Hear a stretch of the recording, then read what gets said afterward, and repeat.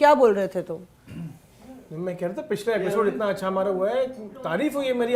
कल आपने मेरे को फोन किया और उससे पहले ही आपने फोन काट दिया, कहा पीयूष करती हूँ कॉल। ये रोज मुझे फोन करके बोलते मेरी क्या तारीफ हुई, पिछले एपिसोड की क्या तारीफ। मैं कहती हूँ भाई बहुत गर्मी हो रही है, ठंडे से आराम से बताएंगे। आते हुए मैंने देखा एक आदमी बाहर गिर गया था। गर्मी तो वाकई बहुत ज्यादा हो रही है। राहुल बिल आया था उसका, मुझे लग रहा है फोन पे। अपना बिल देखिए, बिजली का बिल। शायद वो बिल मैं अहमदाबाद में था। कांग्रेस पार्टी का 2 दिन का अधिवेशन था राष्ट्रीय। वहां पर इतनी गर्मी थी बर्दाश्त के बिल्कुल बाहर। चिदम्बरम साहब, पी चिदम्बरम, पूर्व वित्त मंत्री, गृह मंत्री, वो भी, उनको भी चक्कर आ गए, वो भी बेहोश हो गए, उनको फिर लेकर जाया गया। बहुत गर्मी है, बहुत ज्यादा गर्मी है। 2024 के चुनाव याद है ना, बहुत बुरे हाल। हम लोग इलेक्शन कमीशन पर कितनी गुहार लगाए थे ऐश्वर्या कि भैया वहाँ वो लगा दो। हमने भी बोला है कि सर एक मीडिया रूम बना दीजिए जिसके अंदर हम एटलीस्ट बैठ सकें। बट वो दरवाजे पे जो हम खड़े रहते हैं वो एज इट इज कंटिन्यू चल। खैर इस गर्मी में भी रिपोर्टर्स का बुरा हाल होने वाला है। अरे आप आ गए, कहाँ हाल बा? स्वागत है आपका हमारे रिपोर्टर्स ऑफ एयर के इस एपिसोड में। पिछली बार हम आपके साथ जुड़े थे और किस तरह से हमने आपको बताया था कि वक्फ बिल में, संसद में ओवर टाइम की क्या कहानी है, और सारी किस्से कहानी सुनाने के बाद काफ़ी तूफान आया। आपको काफ़ी अच्छा लगा वो एपिसोड, इतनी तारीफें। पीयूष अपनी तारीफ सुन सुन के बिल्कुल थक गया और कुछ आप भी कर रहे थे, पूरी नहीं हो पाई हो तारीफ। तो इस शो में आपकी तारीफ जारी रहेगी, लेकिन हम अपनी धमा चौकड़ी ग्राउंड रिपोर्टर्स की टीम के साथ आपके सामने फिर हाजिर हैं। और इस बार क्योंकि शुरुआत हमने हाल से की है, तो चर्चा होगी बिहार पर, क्योंकि सारा फोकस अब तमाम सियासी संसद के घमासान के बाद अब बिहार में आने वाले विधानसभा चुनाव पर है। और कहानी हम आपको वो बताएंगे जो आपने नहीं सुनी है, क्योंकि हमारे पास सबसे बेहतरीन ग्राउंड रिपोर्टर्स हैं। आप मिल चुके हैं ऐश्वर्या से, अपने हाई हील्स, और ऐश्वर्या पालीवाल अपने सारे सियासी जो जाल हैं और सियासी बवाल की कहानियों के साथ आपके सामने आई है। और ऐश्वर्या बार बोलती मेरी हाई हील्स पे आप क्यों नजर नहीं, मुझे ये उम्मीद है कि बार बार आप हाई हील्स बोलती हो। मेरा बर्थडे आने वाला है, क्या पता 2-4 गिफ्ट ही कर दो। ये गिफ्ट ही कर दो ये लो इसको। यहाँ नीचे लिख दीजिएगा, आप ऑप्शंस भेज दीजिएगा। और देखिए पीयूष हमारे साथ है। पीयूष ने कल पिछली बार कितनी अच्छे किस्से कहानियां आपको सुनाए थे, तो पीयूष इस बार फिर से नए किस्सों के साथ हाजिर है। और अमित भारद्वाज क्योंकि इंतजार करते ही रहते हैं कि मैं कब ऑन एयर जाऊंगा। ऑफ एयर कितना टाइम खाएंगे नोट कीजिएगा आप इस बार। और आज पहली बार इस एपिसोड में हमारे साथ एंट्री हो रही है हमारे सुपरस्टार पत्रकार आरजी की। जी हाँ, राहुल गांधी नहीं है वो, Rahul Gautam. RG covers RG, स्वागत। मैम इस नाम का थोड़ा फायदा मिलता है कवर करने का। कई लोगों ने मेरा नाम सेव किया हुआ है आरजी पर्सनल। तो जब मैं उनको फोन करता हूँ तो वो दिखाते हैं ओ आरजी पर्सनल। तो उनका माहौल बना रहता है कांग्रेस दफ्तर के अंदर। तो हाँ, नाम का फायदा मिलता है। मेरे इनिशियल्स बिल्कुल सेम है, राहुल गांधी, राघा, आरजी बिल्कुल सेम है, तो फायदा तो मिलता है। बस नाम ही आरजी, नाम ही काफी नाम है। तो सुना होगा। तो चलिए नाम सुनाए। और आज हम चर्चा करेंगे इस एपिसोड में जो नाम सबसे ज़्यादा चर्चा में है इस बिहार के सियासी घमासान में। और उसमें सबसे पहला नाम जो है वो आता है मुख्यमंत्री बिहार के नीतीश कुमार का, जिनके काफ़ी चर्चे चल रहे हैं। शुरुआत करते हैं ऐश्वर्या आपसे, और पहले टेक ले लेते हैं सबका कि क्या टेक है आपका नीतीश कुमार एक बार फिर से बार या इस बार ही आपको लगता है कि लगने वाले हैं उनकी सीएमशिप पर ब्रेक? मुझे नहीं लगता। मुझे लगता है दूल्हा जो है इस बारात का वो नीतीश कुमार जी हैं, और बाराती जो हैं वो Bharatiya Janata party plus allies होंगे। ये अभी तक बीजेपी ने जो मोटा मोटी रणनीति बनाई है वो यही है। थोड़ा सा एक हिकअप जो आप बोल सकते हैं वो वायरल वीडियोस अनफॉर्चुनेटली जो नीतीश कुमार जी के सामने आए हैं। जो दशहरा की जो रैली थी जिसमें वो एरो वाला किस्सा हुआ था कि उनको चलाना था बाण, लेकिन वो थोड़ा इन्होंने उधर उधर देखा, वो बाण चलाने की बजाय गिर गया। उसके बाद जो वायरल वीडियोस हुए हैं उनकी हेल्थ पे बहुत सारा सवाल उठा है। देखिए सियासी सर्कल्स में, पॉलिटिकल सर्कल्स में लोगों को कहीं आइडिया था कि थोड़ी सी नीतीश कुमार जी की तबीयत ठीक नहीं है। पब्लिक प्लेटफॉर्म पे ये इन वीडियोस के थ्रू आ चुका है, लेकिन मोटा मोटी भारतीय जनता पार्टी अभी भी ये मान के चल रही है कि इस पूरी बारात में जो दूल्हा है तो नीतीश कुमार। इसमें पीयूष सवाल बनता है कि क्या वो चेहरा है या मोहरा है? नीतीश कुमार बीजेपी का चेहरा या मोहरा? कोई ऑप्शन नहीं है दरअसल बीजेपी के पास भी बिहार में, क्योंकि हम जानते हैं कि केंद्र की सरकार भी जो है नीतीश जी के समर्थन से ही टिकी भी हुई है, 12 सांसदों का समर्थन है। तो इस बार भी कोई ऑप्शन नहीं है। उसका रीज़न ये है कि पहले ज़रूर ये कोशिश की गई थी बीजेपी के द्वारा, कई बार कोशिश की गई है कि जेडीयू को मर्ज करा लिया जाए, उनके एमपीज एमएलएज को बीजेपी में लाया जाए और नीतीश कुमार को ऑलमोस्ट जो है वो खत्म कर दिया जाए। But now it's a rebirth of Nitish Kumar. बेशक उनकी तबीयत पर सवाल लोग खड़े कर रहे हो, लेकिन अब जो हमारी कई विश्वसनीय सूत्रों से बात हुई है, वो ये लोग ये मान रहे हैं कि बेशक नीतीश कुमार की तबीयत खराब हो, लेकिन उनका वोट बैंक आज भी उतना ही इंपॉर्टेंट है जितना पिछले 19-20 सालों से रहा। तो नीतीश कुमार के अलावा पूरे एनडीए के पास कोई और ऑप्शन नहीं, क्योंकि वो जिस वोट बैंक की हम बात कर रहे हैं, वो अगर वो चला गया ऑपोजिशन के पास तो नीतीश कुमार बीजेपी एनडीए की कहानी बिहार से खत्म हो जाएगी। 17% है वो, 17%। अमित, आपको लगता है कि ये वही बीजू पटनायक नवीन पटनायक वाली स्टोरी हो गई है, क्योंकि बिहार की अस्मिता, बिहारीपना, उनकी प्राइड की, बिहार प्राइड की बात है, नीतीश कुमार उससे अटैच्ड है, तो बीजेपी छेड़ेगी नहीं नीतीश कुमार को? छेड़ सकते भी नहीं हैं, क्योंकि बिहार में बहार है, नीतीश कुमार है। वाह, और वो ऐसा वो इसलिए है क्योंकि झारखंड से आ रही है ये तारीफ। लेकिन नीतीश सबके हैं। नीतीश सबके, मैं वही नीतीश हमारे भी है, तुम्हारे भी है। इसी पे मैं आने वाला था कि आप देखिए, मतलब आप आंकड़े देखिए, अलग बीजेपी चली जाए तो 25% पे एक्सपेरिमेंट कर चुके हैं 2015 में, 25% पे आप अटक जाते हैं। Nitish Kumar 17-18% intact vote bank है उनका। आप पार्टी तोड़ के देख लीजिए, मर्जर करा के देख लीजिए, बाकी एक्सपेरिमेंट जहां जो हुए हैं, लेकिन वहां नहीं होगा। बिहार में जो वोट कास्ट ब्लॉक जैसे काम करता है, वो शायद किसी और राज्य में इतना ब्यूटीफुली ग्राउंड पे काम नहीं करता है जितना बिहार में करता है। इसलिए 17-18% उनका इंटैक्ट है। एनडीए से निकले इधर आए तो मुख्यमंत्री नीतीश कुमार, एनडीए में गए तो मुख्यमंत्री नीतीश कुमार। अब डिप्टी पीएम का ऑफर आया है, लेकिन सीएम की कुर्सी छोड़ के कोई डिप्टी पीएम जैसा तस्वीर देखना चाहेगा क्या, ये सवाल है।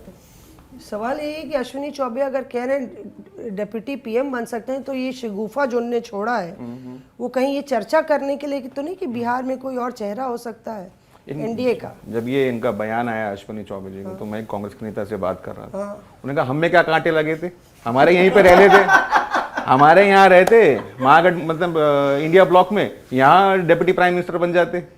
देखिए, कुल मिलाकर इसमें कोई दो राय नहीं है कि नीतीश कुमार आज की डेट में उनका कोई ऑल्टरनेट है नहीं।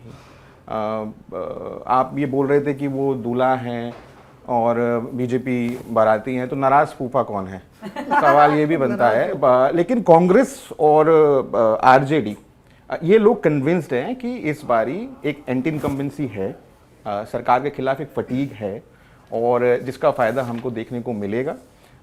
उनकी तबीयत को लेकर भी काफ़ी संशय रहता है, जो वीडियोस वायरल होते रहते हैं अक्सर।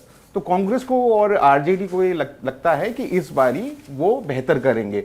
माले भी उनके साथ में है, उनका भी पिछली बार स्ट्राइक रेट बहुत अच्छा रहा था, 18 में से वो 12 सीटें जीत गए थे। तो इस बार भी लगता है कि जो कास्ट इक्वेशंस हैं वो कम से कम पेपर पर लगता है कि वो एनडीए के फेवर में है। लेकिन जब देखिए, चुनाव जो होता है वो 1 महीने पहले बनता है, 1 महीने 2 महीने पहले, वोटिंग से 1 रात पहले को कहते हैं कत्ल की रात है, आपने सुना भी होगा कई नेताओं को बोलते हुए। तो चुनाव जो है वो गणित नहीं है, चुनाव है केमिस्ट्री। कौन सी जाति किसके साथ जाएगी, कौन सी जाति किसके साथ नहीं जाएगी, बस यही चुनाव है। तो आप ये देखिए कि आने वाले दिनों में मुझे लगता है कि आप देखिएगा कि बिहार के अंदर जो कांग्रेस है वो कुछ एक्सपेरिमेंट करेगी, उसको लेकर भीतर खाने काफी कुछ चल रहा है, लेबोरेटरी में अलग अलग केमिकल मिलाए जा रहे हैं, तो उसके कुछ एक्सपेरिमेंट्स आपको आने वाले दिनों में जरूर देखने को कांग्रेस पे हम आएंगे। पर पहले नीतीश का, आप कुछ। हम सब ने नीतीश कुमार की तबीयत के बारे में बात की। एक बहुत इंपॉर्टेंट बात बताना चाहता हूँ मैं कि कई लोगों से मेरी बात हुई और अच्छे, मतलब सरकार में जो टॉप मंत्रियों में से एक हैं, उनसे बात हम लोग कर रहे थे, तो उन्होंने ये बात हमको बताया कि बेशक नीतीश कुमार की तबीयत खराब है, हम लोग नीतीश कुमार के अलावा हमारे पास कोई ऑप्शन नहीं है, इसीलिए अब इसमें एंट्री, बिहार की पॉलिटिक्स में एंट्री हुई उनके बेटे निशांत कुमार की। निशांत कुमार ने 2017 में ये कह दिया था कि वो पॉलिटिकल उनका जो पॉलिटिकल करियर है उसमें कोई क्यास ना लगाएं, कुछ नहीं, वो पॉलिटिक्स में कभी नहीं आएंगे। पिछले एक महीने में निशांत कुमार ने मीडिया से 3 से 4 बार बात की है और वो जिस तरह की बातें कर रहे हैं वो ये समझ आ रहा है कि वो बहुत जल्दी नीतीश कुमार अगर चेहरा है तो उनके पीछे की आवाज़ जो है वो निशांत कुमार हो सकते हैं। निशांत कुमार को जिन मंत्री की बात कर रहा था उन्होंने मुझको ये बताया कि निशांत कुमार को अंदर खाने तैयार किया जा रहा है। ये तो अलग कहानी सुनने को मिल रही है। क्योंकि निशांत कुमार को जो है इस पे डोरे तेजस्वी यादव ने भी डाले थे कुछ समय पहले। उन्होंने कहा था कि निशांत कुमार को आप ऑफिशियली अनाउंस क्यों नहीं कर देते हैं, पार्टी में लेके क्यों नहीं आते हैं। हालांकि जेडीयू के अंदर अभी 2 मत है। जेडीयू के कुछ नेताओं का ये मानना है कि नीतीश कुमार ही आ गया हो, लेकिन ऑफिशियल जो लाइन जो जेडीयू की ली गई है वो ये कि जो नीतीश कुमार तय करेंगे वही होगा। लेकिन जिस तरह की तबीयत उनकी है उसके मद्देनजर मुझे लगता है निशांत कुमार की एंट्री जब होती है तो कई सारे समीकरण बदल सकते हैं। जैसा कि मैं बता रहा था, वोट बैंक इंटैक्ट है नीतीश कुमार के साथ और वो वोट बैंक है जो अति पिछड़ा वर्ग है, ईबीसी। वो अगर इधर उधर हो गया तो फिर किसी भी दल की जो है कमाल की बात ये वो स्विंग करता है। तो कुर्मी कोरी वोट और विमेन जो वोट है, शराबबंदी का सबसे ज्यादा फायदा अगर किसी पार्टी को मिला वो जेडीयू को मिला। वो उनके साथ में वो इधर से उधर चला जाता है, वो इतना लॉयल वोट बैंक है। तो जब तक आपके पास उसका काट नहीं होगा तब तक नीतीश कुमार है जैसा वो कैंपेन भी बनाया गया था। जैसे चर्चा हो रही थी, मैं थोड़ा सा दर्शकों को भी बता दूं कि नीतीश कुमार का जो मुख्यमंत्री का टेन्योर रहा है वो कब से शुरू हुआ। वो 2000 से शुरू हुआ, मार्च 2000 से जब वो पहली बार बने, फिर नवंबर में 2005 में वो दूसरी बार बने, 2010 में वो तीसरी बार मुख्यमंत्री बने, 15 में वो चौथी बार बने, फिर जब पलटी मारी तब उसके बाद 5वीं बार फिर से वो 2015 में बने और 17 में वो 6ठी बारी, 20 में वो 7वीं बारी, 22 में वो 8वीं बारी और 24 में जब उन्होंने आखिरी पलटी मारी थी तब वो 9वीं बारी मुख्यमंत्री बने। तो इस बारी अगर नीतीश कुमार मुख्यमंत्री बनते हैं तो वो 10वीं बारी बनते हैं। ऐश्वर्या तो अपने आप में एक सियासी जो 24 साल तक बिहार की राजनीति उन्होंने जिस तरह से 24-25 साल देखी है, तो जाहिर तौर पे ये वो ब्रांड है। मैं एक बीजेपी के बड़े नेता से बात कर रही थी और इंटरेस्टिंग है, वो वही बात कह रहे थे जो जेडीयू के एक नेता कह रहे थे कि नीतीश अब एक ऐसी ब्रांड है जिसको कांग्रेस, जिसको बीजेपी महान बनाएगी, उनको फाइनल ट्रिब्यूट देगी। वो तब तक नीतीश कुमार साहब को नहीं हटाएंगे जब तक वो खुद ही इंडिस्पोज्ड नहीं हो जाते। इसीलिए पूरी तरह से उनकी बैकिंग करते हुए बीजेपी नज़र आएगी, उनको फ्रंट पर रखेगी, क्योंकि ये जो उनकी लेगेसी है उसको कैश करने का मौका बीजेपी को लगता है कि यही है। चाहे वो 4 महीने 6 महीने सीएम अगर जीत जाते हैं, सीएम बनने के बाद रहें, जब तक वाकई में इंडिस्पोज्ड और डॉक्टर्स बोल देते हैं कि मेडिकली अनफिट नहीं है और ट्रिब्यूट उनको प्रॉपर ऑनर और ट्रिब्यूट देगी, ये बीजेपी अपना एक टेस्टमनी देगी कि हम अपने सहयोगियों के साथ क्या करते हैं। पर ऐश्वर्या, इस बीच में आपने पूरी चाय जो है केतली गरम और चाय गरम, इतनी खातिरदारी हम लोग की हो रही है। पिछला एपिसोड अच्छा गया था। अगर ये देखिए आप लोग थोड़ा हम लोग का ध्यान रखेंगे तो ये जो टेबल है इसमें थोड़ा सा समोसा और जलेबी भी आ जाएगा। बिहार में हर कोने में डाल तो दीजिए जरा, हम लोग पी लिया। लेकिन मैं बता दूं, आप कह रहा था पीयूष हाँ केतली की बात, हम पहले भी ये डिस्कस कर रहे थे कि कई बार चाय से ज्यादा केतली गर्म होती और है। इतनी गर्म है कि बाहर केतली का रंग भी जो है काला हो गया। ये खूब होता है, चाय से ज्यादा केतली गर्म। फर्क देखिए आपने, देखा आपने पिछली बार हमको क्या मिला था, इस बार हमें देखे। हाँ जो आप बात बोल रहे हैं ना, वो उसमें 2 चीजें हैं। देखिए, भारतीय जनता पार्टी के एलाइज को ये लगता है कि भारतीय जनता पार्टी के साथ हाथ मिलाने का मतलब है कि आप शेर की सवारी कर रहे हैं। अब जब तक सवारी बढ़िया चल रही है तब तक ठीक है, जैसे ही आप उतरने का सोचेंगे वो शेर आपको जाने देगा या आपको खा जाएगा, बड़ा सवाल ये है। अच्छा, महाराष्ट्र के बाद कहीं ना कहीं एलाइज डर गए। शिवसेना का स्प्लिट हुआ, एनसीपी का स्प्लिट हुआ। अब आप बाहर कुछ भी बोलें कि क्या हो रहा है, लेकिन वास्तविकता यही है कि सब जानते हैं कि हो क्या रहा था। तो जेडीयू में नीतीश कुमार को डर है। वो हाँ बाकी तुम्हारे लिए कटिंग सॉरी कटिंग चाय मिली आपको। कटिंग चाय मिली आपको, कटिंग चाय मिली मुंबई की भाषा में। हाँ। तो कहीं ना कहीं जेडीयू के मन में और नीतीश कुमार के मन में भी ये डर है कि ऐसा ना हो कि मेरी पार्टी ही खत्म हो जाए, क्योंकि पार्टी का स्प्लिट होना, पार्टी का मर्ज होना बहुत बड़ी रियलिटी है और ये हम कई सारे राज्यों में देख चुके हैं। तो अब जब आपको सामने दिख रहा है तो आपको समझ आ रहा है कि एलाइज हैं, सीएम बना रहे हैं, ये सब बहुत अच्छा है। नंबर्स की जैसे आप बात कर रहे थे राहुल, पिछले इलेक्शन में single largest party was RJD, वो 75 लेके आए थे। Bharatiya Janata party second largest party 74 लेके आई थी। तो एक बहुत बड़ा तबका जो है, जो लालू प्रसाद यादव और कांग्रेस और इन लोगों के लिए वोट करता आया है, उसको कंसोलिडिफाई करना जो है वो ज़रूरी है। और देखिए एक चीज़, बीजेपी की लोकसभा के बाद पहले भी उतनी ही मेहनत पार्टी करती थी, कांग्रेस ने कहीं ना कहीं ढिलाई छोड़ दी है। वो आपको नज़र आता है कि वो जो एक पुश गया था अचानक से, वो कम हो गया है। बीजेपी की जो एक बहुत बड़ी स्ट्रेंथ है, वो दिन रात अब बिहार बिहार बिहार बिहार ही सोच रहे हैं। एचएम के दौरे, पीएम के दौरे, जिस तरीके से उनकी मीटिंग्स चालू हो चुकी हैं, और कुछ पूर्व मंत्रियों को बोल दिया गया है जो बिहार से हैं कि अपना विधानसभा चुनिए और अभी से काम करने लग जाइए। तो ये भारतीय जनता पार्टी की तैयारी है कि अगर अभी भी हमारी सरकार है, बट हमें रिकॉर्ड जीत करनी है। आप मार्क कर लीजिए मेरे वर्ड्स, भारतीय जनता पार्टी की तैयारी यही है कि इस बार रिकॉर्ड जीत लेके आएंगे। सवाल ये नहीं है कि बीजेपी तो सीरियसली लेती है अपने चुनावों को, ज़्यादा ही सीरियसली ये देखना है कि जेडीयू कितने सीरियसली ले रही है इस चुनाव को।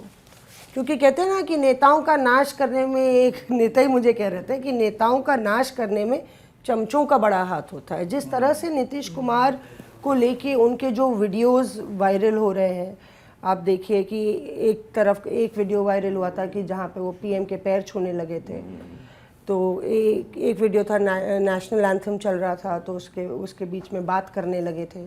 फिर वो अभी रिसेंट वाला वीडियो रिसेंट वाला जो वीडियो एक बार हम खड़े हुए किसी से बात कर रहे थे तो उन्होंने एक किस्सा बताया कि एक कार्यक्रम था, कार्यक्रम जब खत्म हुआ तो उसमें कार्यक्रम में प्रधानमंत्री नरेंद्र मोदी आए थे, और जैसे ही वो कार्यक्रम खत्म हुआ तो सी ऑफ करने के लिए जो ऑफिशियल्स होते हैं, स्टेट ऑफिशियल्स और Bihar chief minister, deputy chief minister सब जाते हैं। तो नीतीश कुमार और उनके साथ बीजेपी के दोनों डिप्टी चीफ मिनिस्टर जाते हैं। वहाँ पर मीडिया अलाउड नहीं होता, वहाँ पर कैमरा अलाउड नहीं होते। तो जैसे ही सी ऑफ किया और पीएम मोदी आगे गए, अपने चॉपर की तरफ बैठे, मतलब he was about to sit in the chopper, जो टेक ऑफ होने वाला था, तो नीतीश कुमार को अचानक से ऐसा लगा कि उन्होंने उनको बाय नहीं किया ढंग से, और वो अचानक से भागने लग गए चॉपर की तरफ। और वो आपको मालूम है जब वो स्टार्ट होता है तो वो पहले पंखड़ी घूमती है और हवा बहुत ज़्यादा हो जाती है, तो एकदम से भागे। और उसके बाद वहाँ पे आसपास जो ऑफिशियल्स थे उन्होंने रोकने के बाद उनको खराश हो रही है, चाय और पी लो। हाँ पी लो, चाय पी लो, पानी पी लो, आराम से आराम से। ऐसी बात तो नहीं थी जो तुम्हें नहीं बतानी थी। भगवान का इशारा है। अंतरात्मा की आवाज सुनो, आवाज सुनो तुम। बताओगे कि नहीं? नहीं पीयूष का मुंह लालोगे। तो क्या हुआ कि एकदम से नीतीश कुमार भागे, और ये कहीं रिकॉर्ड नहीं हुआ है, ये पहली बार आ रहा है निकल के। और हम लोगों के कार्यक्रम में, हम लोगों के पॉडकास्ट में सबसे पहले यहाँ से जो है देश की जनता को पता भी चलेगा कि नीतीश कुमार भागे, तो उसके पीछे, उनके तुरंत पीछे जो है वहाँ पे जो ऑफिशियल्स थे उन लोगों ने उनको रोका और बताया कि sir prime minister is going. तो उनको थोड़ा समझ आया कि हाँ ये तो जा रहे हैं। तो ये सिचुएशन, ये स्थिति इस वक्त उनकी तबीयत खराब की जो है, हम उसके बारे में अब ये बयां कर सकते हैं कितनी उनकी तबीयत खराब। एक चीज़ और ऐड है कि ये विजुअल्स, क्योंकि ऐश्वर्या बोल रही थी, पीयूष बता रहे हैं, विजुअल वीडियोस ये सब अब आ रहे हैं, लेकिन एक फैक्ट है कि उनके आसपास रहने वाले कई सारे लोग, उन लोगों ने पिछले 1 साल के पहले मैं बोलूँगा तो तकरीबन 1.5 साल 2 साल के विंडो में जो कुछ हुआ है, ख़ास तौर में दिल्ली के गलियारों में, लुटियंस में जो कहानियाँ बताई गई हैं, उसने बहुत लंबे समय पहले ही हमको या तो प्रिपेयर कर दिया या नीतीश कुमार की दबे ज़ुबान जो उनकी छवि है उसको बहुत डेंट कर दिया था, जिसमें बहुत वरिष्ठ नेता भी शामिल हैं, कुछ पूर्व केंद्रीय मंत्री भी शामिल हैं जो बिहार से ताल्लुकात रखते हैं। उन लोगों की क्लोज डोर मीटिंग्स में जैसी बातें की जाती हैं और जो कहा गया कि नीतीश कुमार को बिल्कुल याद नहीं रहता है, किसी के 13वीं में गए, फूल चढ़ाना कहाँ था, चढ़ा कहाँ दिया, इस तरह की बातें, बिहार की बातें, ये कहते हैं ना बिहार में खास तौर पे और यूपी बिहार में तो बहुत ज़्यादा होता है कि आप अगर थोड़ा सा नमक किसी हाथ से गिर गया हो, वो कहानी पटना से अगर शुरू होगी तो दिल्ली आते आते पता चलेगा कि पूरे पतीले में सिर्फ नमक ही डला हुआ था। तो ये और ये फैक्ट भी है कि जब हम ओरल कल्चर में होते हैं तो कहानियां एक व्यक्ति से दूसरे व्यक्ति तक जाते जाते उस पर कई लेयर्स आ जाते हैं। बात का पतंगड़ बन जाता है ये तो बात होती ये है। नीतीश कुमार जी के स्वास्थ्य को, सेहत को लेके कहानियां बहुत पहले से चल रही थी। अब क्योंकि विजुअल्स हैं तो वो कनेक्ट हो रहा है और इसको दोनों पक्ष एक्सप्लॉइट करना चाहता है, एलाइज भी और विपक्ष भी। हाँ, ये जो कह रहे हैं अमित ना, इसके ऊपर मैं ऐड करूंगी कि देर रात को जो लटिन जोन के अंदर जहाँ पे बहुत सारे नेता वगैरह बैठते हैं वहाँ पे ये बात है, और आप ये ठीक कह रहे हैं कि इसको दोनों साइड बराबर एक्सप्लॉइट कर रही हैं। बीजेपी के भी कई बड़े नेताओं ने आज से 6 महीने पहले, एक नेता से मेरी बात हो रही थी, तब ऐसा लग रहा था बिहार तो अभी दूर है, पर तब से उन्होंने बोल दिया था कि बिहार दूर है लेकिन होगा क्या, इस पे अभी बड़ा सवाल है। तो मैंने बोला सवाल क्यों बड़ा है भाई, नीतीश कुमार आपके साथ हैं, वो सबसे बड़ा चेहरा है। तो उन्होंने कहा लेकिन ढलता हुआ और गिरता हुआ चेहरा है और तेजी से गिरावट हो रही है। तो ये हुई बीजेपी नेता से बात।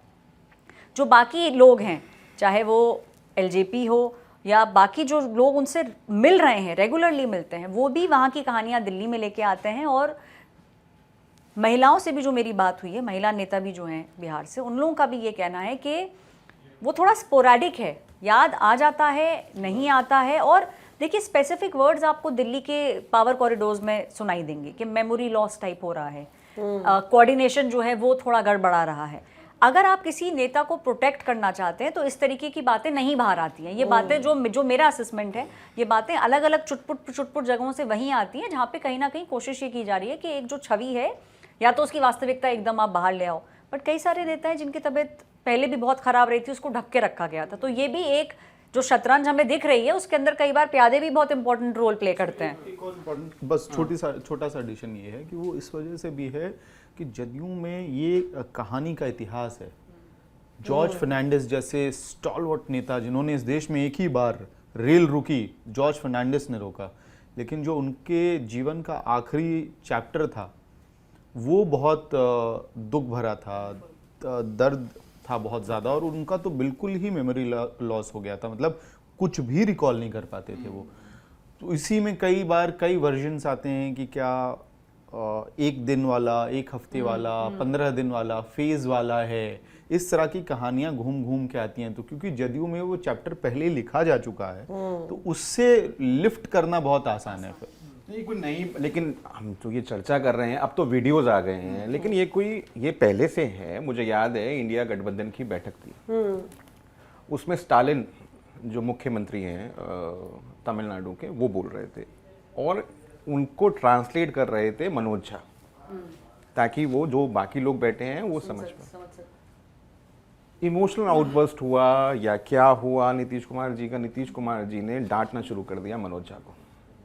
या आप बैठिए, मीटिंग के अंदर तमाम लोग मौजूद थे, क्या आप बैठिए आप, और उन्होंने कहा कि ये हिंदी में क्यों नहीं बोल रहे हैं।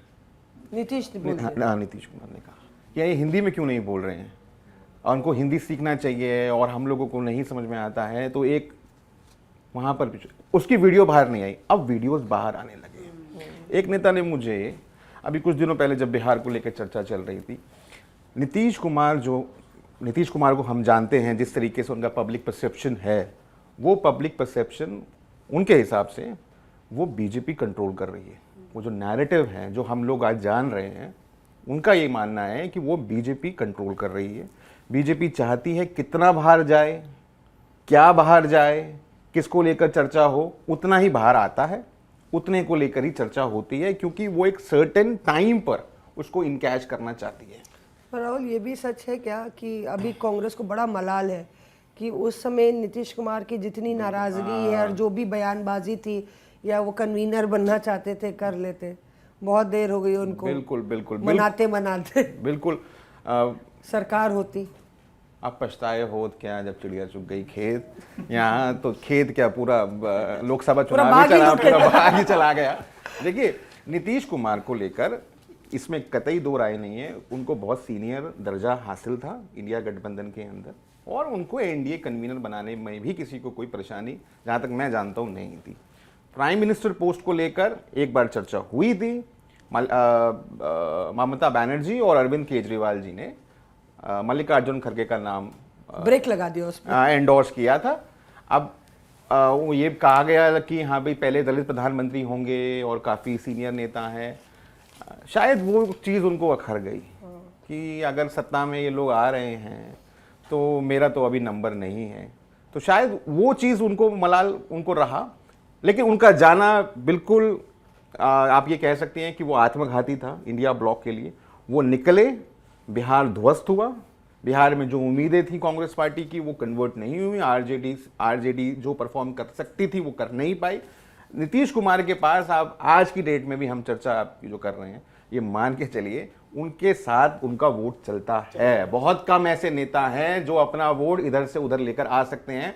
एक मायावती के लिए कहा जाता है कि वो जिसको चाहेंगी जितवा सकती हैं, जहां इशारा करेंगी वो व्यक्ति जीत जाएगा। और दूसरे नीतीश कुमार हैं, वो जिस तरफ चल पड़ेंगे उनका वोट, महिला वोट और उनका जो ओबीसी वोट है माइनस यादव, वो उनके पीछे पीछे पीछे चलता है। देखिए बड़ा एक्सट्रीमली बैकवर्ड कम्युनिटी जो ईबीसी है और इनको लेकर नीतीश कुमार ने ही राजनीति पिछले काफी सालों से वो करते आ रहे हैं और ईबीसी को आगे बढ़ाने का उनको कोटा रिजर्वेशन इन रिजर्वेशन की बात नीतीश कुमार लेके आए। और जैसा राहुल बता रहे हैं कि आत्मघाती था और ये कब हुआ, देखिए इंडिया ब्लॉक की मीटिंग्स बहुत लंबे समय तक चलती रही और एकदम चुनाव के नजदीक आने के बाद नीतीश कुमार ने कहा कि अब हम छोड़ रहे हैं, हम जा रहे हैं एनडीए के पास। नहीं, मुझे ऐश्वर्या का दूल्हा वाला डायलॉग याद आया।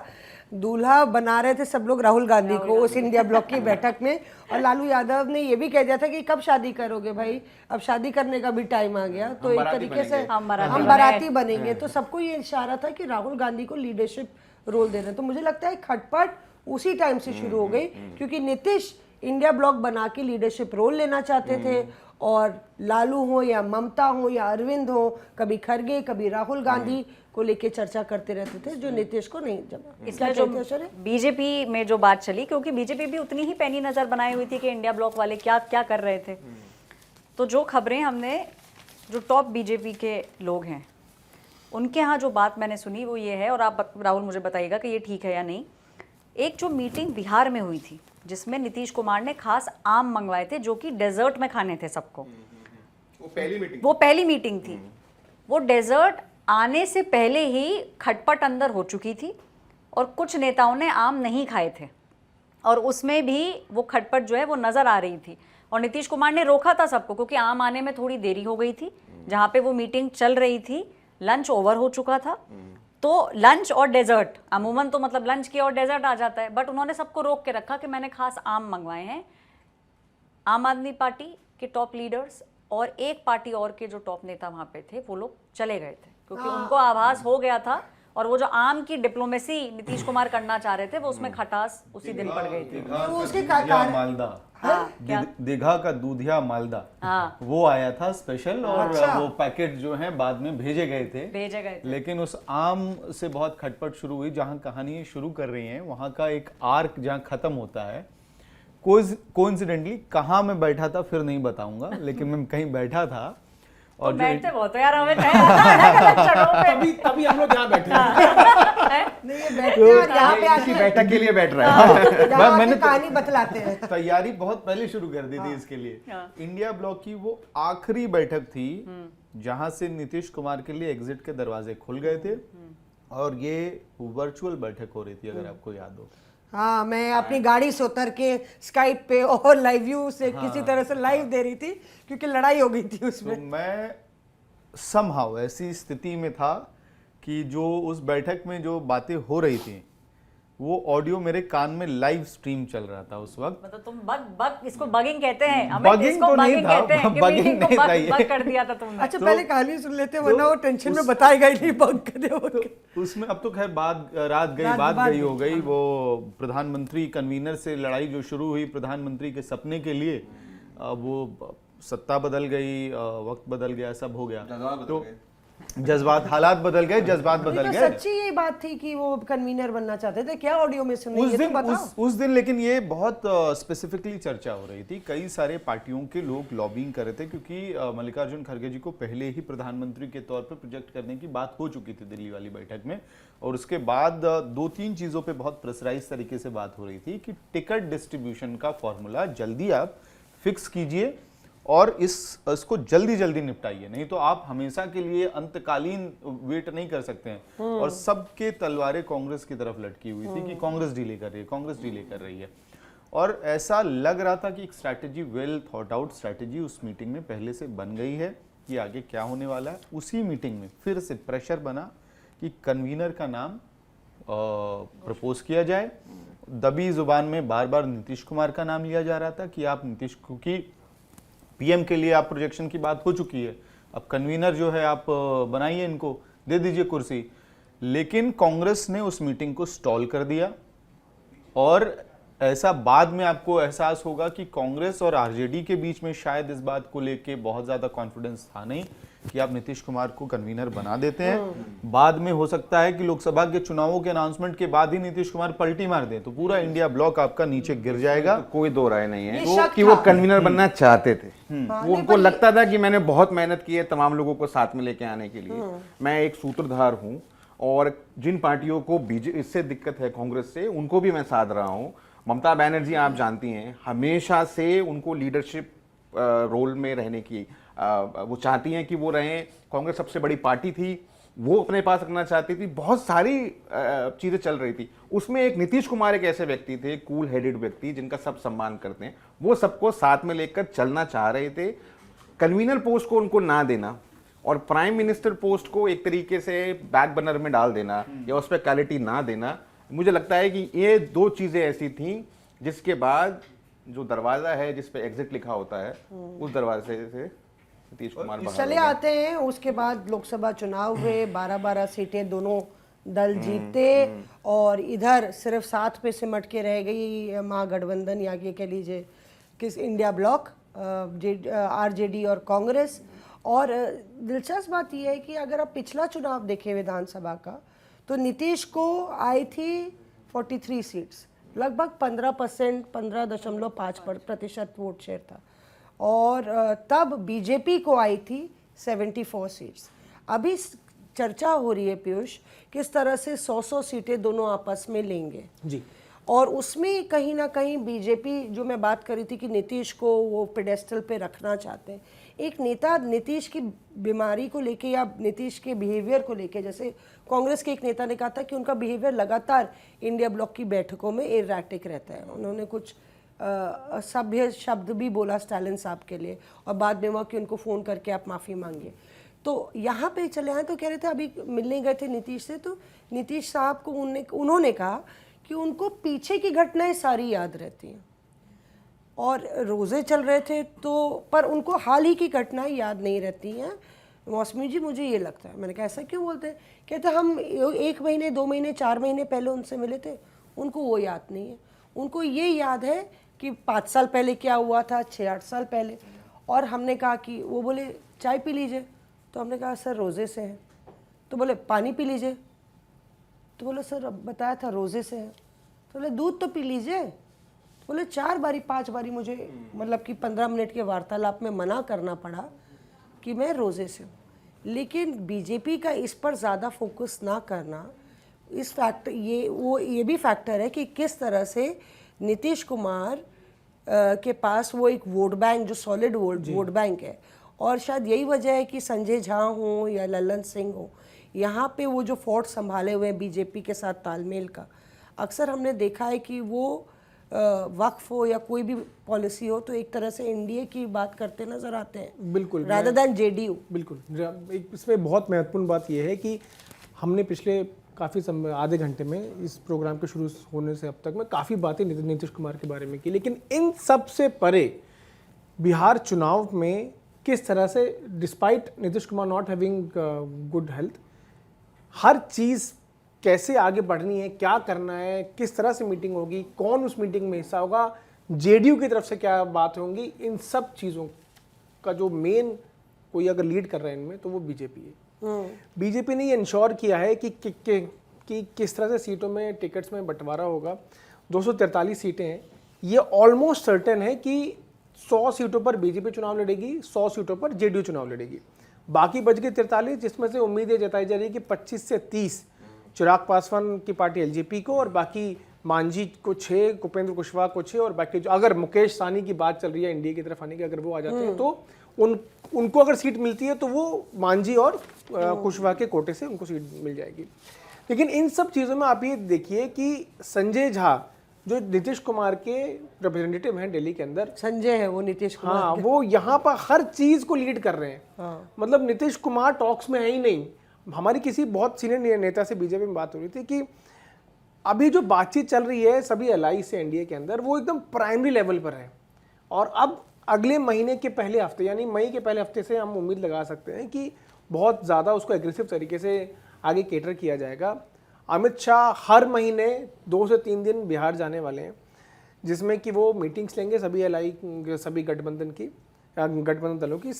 अभी रिसेंटली उनकी मीटिंग हुई भी थी अभी मार्च में 29 तारीख को, जिसमें सारे मौजूद भी थे। तो उसमें भी जेडीयू को किस तरह से आगे बढ़ना है उसमें भी बीजेपी का बहुत बड़ा से है, क्योंकि BJP does not want to lose this election in Bihar. क्यों? क्योंकि लोकसभा चुनाव में बेशक उनकी 36 सीटें 2024 लोकसभा चुनाव में आई थी, इस बार सीटें कम होकर 30 हो गई हैं। तो बीजेपी को भी काफ़ी डेंट है वहाँ पर, मतलब सॉरी मैं एनडीए की पूरी बात कर रहा हूँ, सीटें घट के 30 हो गई हैं, डेंट है। और जिस तरह से उनका जनाधार लोकसभा में कम हुआ है, वो नहीं चाहेंगे कि उसका असर विधानसभा में हो, और इसीलिए लगातार ये बैठकें चलती रहेंगी और आपस में कोऑर्डिनेशन रहेगा। और बीजेपी के लिए बहुत ज़रूरी है कि जो आपको याद होगा राहुल गांधी ने कहा था कि उन्होंने प्रधानमंत्री नरेंद्र मोदी का कॉन्फिडेंस तोड़ दिया है। महाराष्ट्र, दिल्ली, हरियाणा, इसके बाद नाउ ही इज़ बैक। अब बिहार अगर किसी गलती से बीजेपी एनडीए हार जाते हैं तो आगे के लिए उनके लिए काफ़ी समस्या खड़ी हो सकती है। तो इसमें कुछ फैक्टर्स चेंज हुए हैं जो जिन पर चर्चा करना, जो एक्स फैक्टर चल रहा है बिहार में, मुझे लगता है वो चिराग पासवान का फैक्टर है। और जिस तरह से ईबीसी की अगर बात करें तो ईबीसी 36% है जो नीतीश के साथ है, लेकिन जो पासी कम्युनिटी है और जिस तरह से चिराग के लिए कहते हैं कि उनका जो 6 से 7% फिक्स्ड वोट बैंक है जो उनके पास आता ही है, उसने लगभग पिछले चुनाव में काफ़ी डेंट किया था, 30-40 सीटों पर डेंट किया था।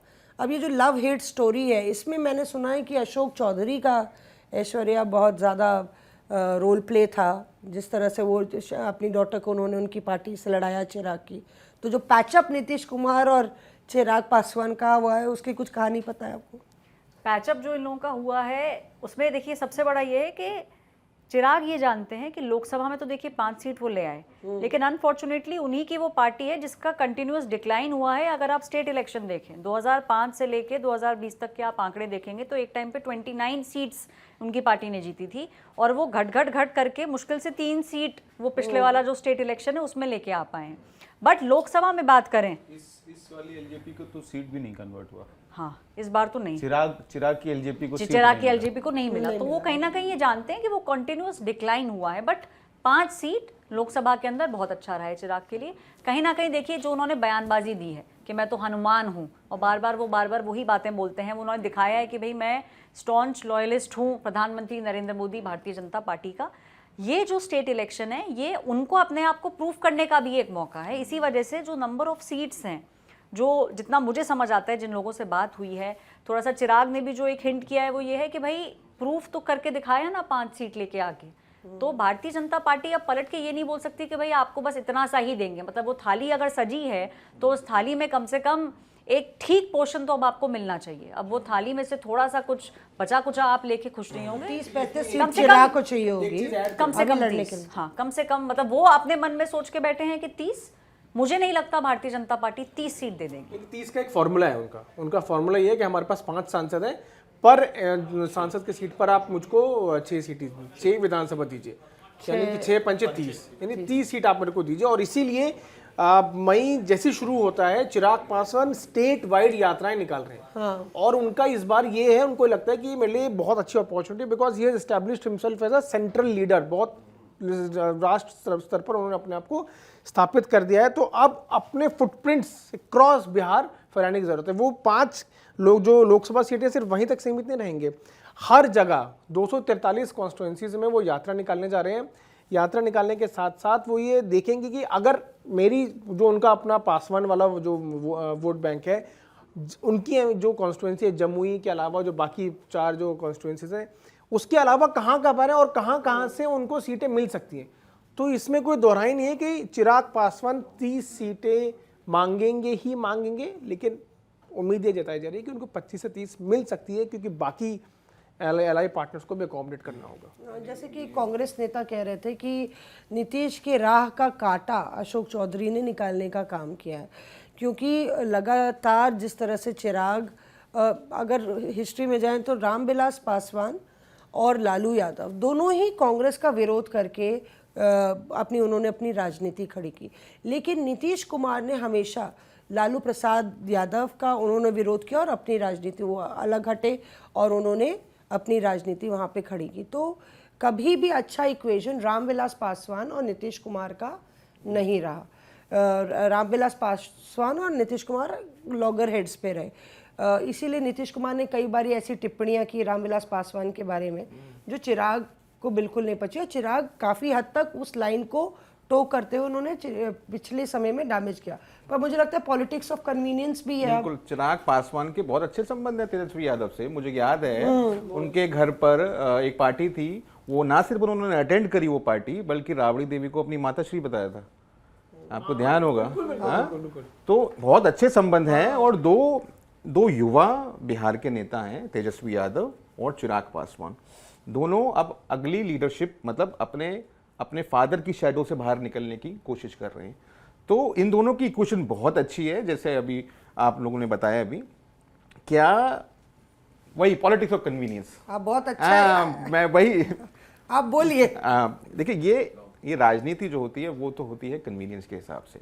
टाइमिंग है, इस वक्त राज है बीजेपी का, एनडीए बहुत क्या स्ट्रांग है। चिराग को वो कर सकते हैं तेजस्वी? बिल्कुल, अगर क्योंकि जो आधार उनके पास है, जनाधार है, वो नहीं है। पिछली बारी जो सबसे बड़ी सिंगल लार्जेस्ट पार्टी बनी आरजेडी, उस पर सबसे बड़ा रोल अगर कोई था तो चिराग पासवान का था।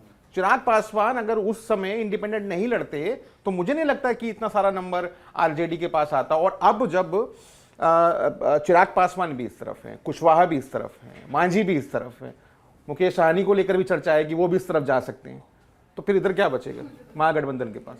आप बीजेपी नेताओं को जो है ना बिल्कुल स्लीपलेस नाइट्स दे देंगे।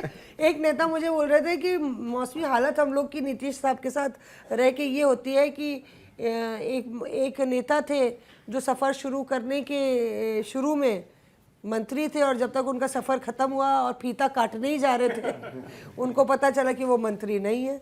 टाइल्स भी लग गई थी उनके घर पे, कॉफ़ी मशीन भी आ गई थी, बढ़िया बढ़िया टाइल्स मंगवाई गई थी और कॉफ़ी मशीन भी आ गई थी, पूरा तैयारी हो गई थी, और कह रहे थे इतना काम करने के बावजूद भी बताइए ये हाल हो गया। दिल्ली से उड़े तो मंत्री थे, वहां पहुंचे तो मंत्री नहीं थे। लेकिन और विस्तार में जाके लेकिन आपने वो सुना होगा जो कहावत है, राइजिंग लाइक अ फीनिक्स।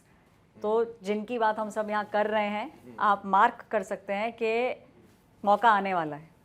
जो मुझे समझ में आ रहा है, ऊपर जो बातचीत चल रही है, बहुत सारे पूर्व मंत्री जो लोग बिहार से हैं, उन लोगों को भारतीय जनता पार्टी मौका देने जा रही है। उन लोगों को हिंट कर दिया गया है, जो टॉप ब्रास है बीजेपी की, जहाँ पे ये सब प्लानिंग होती है, उन लोगों को ऐसा लगता है कि ये सही समय है मौका देने का, और उन लोगों को अपने आप को एक बार फिर से प्रूफ करने का। देखिए, बीजेपी में एक बात तो है, अगर आपको ऐसा लगता है ना कि बस सब बढ़िया चल रहा है, तो वो आपकी बोट हिला देंगे, वो आपको गिरा देंगे पानी में और बोलेंगे अब फिर तैर के वहां तक पहुंचो। तो कहीं ना कहीं उन लोगों को एक बार फिर से मौका देने की बात जो मुझे समझ में आती है, और अगले 15 दिन में आपको दिखेगा भारतीय जनता पार्टी की तरफ से। चाणक्य कहा ही जाता है, लेकिन उन चाणक्य नीति को बनाने के लिए भी आपको कुछ दिमाग चाहिए, और उन दिमागों में से कुछ हैं धर्मेंद्र प्रधान, भूपेंद्र यादव, और इन लोगों ने अपने आप को साबित कर दिया है। भूपेंद्र यादव ने तो अभी दौरा शुरू कर दिया। भूपेंद्र यादव पिछली बार जब विधानसभा चुनाव हुआ था तो इंचार्ज थे बीजेपी के वहाँ पे, और अभी परसों ही दरभंगा गए, 2 दिन का उनका दौरा था। धर्मेंद्र यादव, इनकी स्ट्रैटेजी क्या होती है आपके समझ? इनकी स्ट्रैटेजी होती है कि आप वहाँ जाके स्ट्रैटेजी बनाइए, आप रैलीज मत करिए। धर्मेंद्र प्रधान की बात कर रहा था। धर्मेंद्र प्रधान ने, अभी वो हरियाणा के इंचार्ज थे, कोई रैली नहीं की उन्होंने। बिप्लब देब इंचार्ज है हरियाणा की, कोई रैली नहीं की, बट दे इंश्योर्ड कि बाकी लोग रैलीज करें। और लेकिन वहाँ पे क्या करना है, किस तरह की स्ट्रैटेजी होगी, कौन सी कम्युनिटी पर ज़्यादा फोकस करना है, किसको क्या बोलना है, कहाँ पर कितने सीट्स पे लड़ना है, पूरी स्ट्रैटेजी का एक चिट्ठा बनकर तैयार होता है, और वो पार्टी टॉप लीडरशिप के पास जाता है, और उसकी तैयारी अंदरखानी बीजेपी की शुरू हो चुकी है। बीजेपी रातों रात पैदल कर देती है, इसमें तो कोई दो राय नहीं है। वो पैदल यात्रा तो कोई और निकाल रहा है। तो आप सत्ता पक्ष से विपक्ष पे आ जाते हैं, जो पैदल चल रहे हैं उनके बारे में जिक्र करें। एलजेपी वाली बात पे मुझे हाँ, मतलब हाँ, ऐड करना था कि जो कह रहे थे ना हनुमान वाली बात, हनुमान तो अंदर की बात बता रहे हैं। हाँ एकदम चिराग पासवान हनुमान खुफिया- तो बने थे। खुफिया भी नहीं, ये एक एडिशन है कि चिराग पासवान हनुमान तो बने थे और लंका भी उन्होंने जलाई, लेकिन लंका जली जदयू की। वहां पे जगह जगह जो हालत हुई जदयू की, जिस तरह से 2020 के चुनाव में मैं वहां ग्राउंड पे घूम रहा था, जो स्थिति चिराग पासवान, भले उनका अपना घर जल गया, लेकिन उनका जो गुस्सा था नीतीश कुमार के खिलाफ वो उन्होंने एग्जीक्यूट करके दिखा दिया, लुटिया डुबा दी। जदयू सबसे कमजोर स्थिति में पहुंच गई थी 2020 में। एक और फैक्ट लेकिन इसमें जल्दी से जदयू और एलजेपी दोनों चीजों में कि एक जरूरी है। बिहार की राजनीति को बार बार हम लोग को ये जान के जरूर समझना चाहिए कि कास्ट ब्लॉक बहुत इंपॉर्टेंट है। आप एलजेपी को हटा दीजिए खुद से, उसका जो पासवान वोट बैंक है वो मर जाएगा, कट जाएगा, लेकिन आपको वोट नहीं देगा। बीजेपी ने एक्सपेरिमेंट एलजेपी के साथ करके देख लिया, एलजेपी को 2 भागों में बांट दिया, चाचा भतीजा में लड़ाई हुई, क्योंकि जो पासवान लेगेसी है वो चिराग पासवान के पास है। रामविलास पासवान की छवि लोग चिराग पासवान में देखते हैं। आप सिंबल छीन लीजिए, बंगला छीन लीजिए, लेकिन फिर भी जो पासवान वोट बैंक है वो कहीं नहीं जाएगा। नालंदा के कॉन्स्टिट्यूएंसी की बात है, जब 20 में मैं था, जो नीतीश कुमार का घर है वहां जो पासवान टोली है, उस जगह को नीतीश कुमार ने बहुत, मतलब बाकी नेताओं के लिहाज से बहुत कुछ वहां पे काम किया अपने गांव में। उस पासवान टोली में वोट चिराग पासवान को ही पड़ेगा, ये तय है। एक जदयू की बात पे सेम फॉर्मूला आप देखिए कि अभी जदयू में आप एक्सपेरिमेंट सारे कर लीजिए, जितना बीजेपी कर सकती है करेगी, लेकिन जब ये तस्वीर सामने निकल के आएगी कि पार्टी लीड कौन कर रहा है, कुर्मी की पार्टी है, दलितों की पार्टी है, पिछड़ों की पार्टी है, पार्टी लीड कौन कर रहा है केंद्र में? संजय झा, ठीक है। और केंद्रीय मंत्रिमंडल में कौन लीड कर रहा है? ललन सिंह। फिर से एक जो सोशल कैपिटल वाली जाति है उसके पास। तो कुर्मियों को कहाँ रिप्रेजेंटेशन इसमें मिलेगा? ये अगर रेजोनेट करना शुरू कर जाएगा तो फिर दिक्कतें, गड़बड़ियां होनी शुरू हो जाएंगी। और ठीक महिलाओं वाली जो बात कर रहे थे, ये बिहार 20 के चुनाव में भी हुआ था। महिलाएं बहुत वोकली बात कर रही थी नीतीश कुमार के लिए, लेकिन अगर ये रेजोनेट करवाना शुरू कर देंगे विपक्षी दल कि कुर्मियों का रिप्रेजेंटेशन, बैकवर्ड का रिप्रेजेंटेशन वो नहीं हो पा रहा है जेडीयू में, तो फिर बहुत घमासान मच जाएगा। मतलब आप मास्टरमाइंड, मास्टर स्ट्रोक की बात कर सकते हैं, लेकिन बिहार ऐसी भूमि है जहां सारे मास्टर स्ट्रोक फेल हो जाते हैं अगर आपने जातीय समीकरण के साथ छेड़छाड़ करने की कोशिश की। उसमें बता ही देते हैं दर्शकों को कि कितना, देखिए अगर अभी जो जातिगत से सर्वे हुआ था उसमें ईबीसी 36% थे, यादव 27% थे, अगर यादव ओबीसी 27% थे, और ओबीसी को आप ब्रेक डाउन करें तो लगभग 14.4% यादव थे और बाकी सब नॉन यादव में कुशवाहा और कुर्मी थे। कुर्मी 2.9% और कुशवाहा 4.3%। पर जब बिल्कुल नेक टू नेक कॉन्टेस्ट होता है तो जिस तरह से नीतीश का जो आंकड़ा 70 के ऊपर से लेके 40 के पास आया था 15 और 20 के चुनाव में, उसमें भी कुछ परसेंटेज का ही फर्क था। यानी अगर नीतीश को 16.8% मिला तो उनको 71 सीटें मिली थी 2015 में, और जब उनको 15.49% वोट मिला तो उनको सिर्फ 43 सीट्स मिली। तो मतलब लगभग 30 सीटों का फासला हो गया 1% के 50.50% के वोट डिफरेंस में। फर्दर डाइसेक्शन भी आपको करना होगा, फिर जाति का फॉर्मूला निकल के आता है कि जब 15 का चुनाव होता है तो नीतीश कुमार, लालू यादव, कांग्रेस पार्टी, यानी कि जो जातीय समीकरण बिहार का है वो 70% एक तरफ शिफ्ट हो चुका है। बीजेपी भले ही 25% वोट ले आए, कन्वर्जन वहां पे नहीं दिखेगा आपको, तो वोट शेयर इंडिविजुअली पार्टी का कम दिखेगा, कन्वर्जन ज्यादा दिखेगा, क्योंकि जितनी सीटों पे वो लड़े उसके हिसाब से वोट शेयर रिफ्लेक्ट कर रहा है। बीजेपी के साथ जाके वो जातीय समीकरण आपको कन्वर्जन में नहीं दिखेगा, क्योंकि जब यादव, दलित, पिछड़ा, अति पिछड़ा, उसके साथ बाकी जो फैक्टर्स हैं वो एक साथ काम करेंगे तो स्ट्राइक रेट फिनोमिनल होगा। लेकिन बीजेपी के साथ जाके वो आपको यादव थोड़ा ना वोट देने के लिए आ जाएगा, या बाकी जो पिछड़ी जातियां हैं वो वोट डालने नहीं आएंगी। मेरा एक सवाल राहुल से नहीं आएगा आपके है, पास। हाँ, एक सवाल में राहुल से कि अगर आपको लगता है कि इस बार खुदा ना खास्ता, चलिए बीजेपी की अपनी स्ट्रैटेजी अलग है, अगर तेजस्वी यादव एबल होते हैं वहाँ पर गठबंधन महागठबंधन की सरकार बनाने में, तो आपको लगता है कि नीतीश दोबारा से पलटू चाचा कहलाएंगे, पलट सकते हैं वो? मतलब आप कह रहे हैं कि सरकार आती है महागठबंधन की तो नीतीश कुमार वहाँ जा सकते वहाँ हैं जा क्या? सकता है। उसके बावजूद, मुझे ये नहीं लगता। क्योंकि स्टेट में देखिए क्यों, उनको लेकर फायदा क्या होगा?